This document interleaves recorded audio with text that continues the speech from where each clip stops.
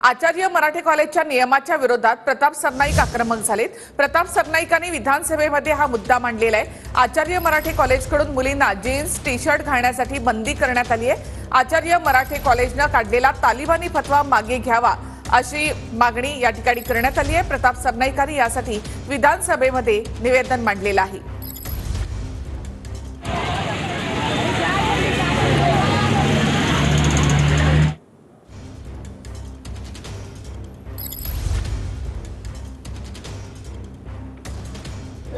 अध्यक्ष महोदय,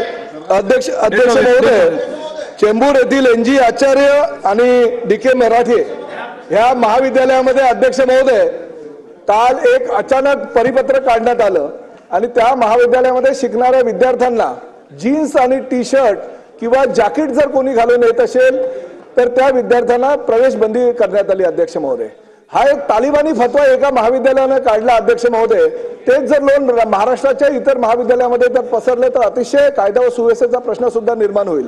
हिजाबला बंदी एका बाजूला आहे आणि त्या हिजाबला बंदी होते म्हणून एका बाजूला जीन्स टी शर्ट आणि जर जॅकेटला तुम्ही परवानगी नाकारत असाल आणि महाविद्यालयामध्ये शिकणाऱ्या विद्यार्थ्यांना तर ते योग्य नाही। अध्यक्ष महोदय, ह्या देशामध्ये 70 ते 80% तरुण तरुणी ह्या जीन्स टी शर्ट घालतात, जॅकेट घालतात।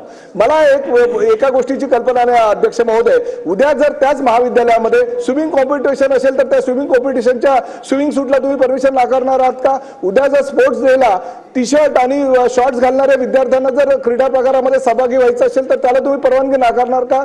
अशा प्रकारे जाणीवपूर्वक तालिबानी फतवा काढून विद्यार्थ्यांना जो अधिकार दिलेला आहे लोकशाहीमध्ये त्याच्याशी जर खेळखंडोबा कुठलंही महाविद्यालय करत असेल तर त्यांच्यावर कठोर कारवाई होणं गरजेचं आहे। अध्यक्ष महोदय, आपल्या माध्यमातून मी या सभागृहाला विनंती करू इच्छितो की मराठे आणि आचार्य महाविद्यालयाने जो तालिबानी फतवा काल काढलेला तो तात्काळ बंद करावा आणि शिक्षण मंत्र्यांनी त्यांच्यावर कठोर कारवाई करावी अशी भूमिका या सभागृहामध्ये मी मांडतोय। अध्यक्ष महोदय, आणि तुम्ही तशा प्रकारचे निर्देश द्यावे अशी विनंती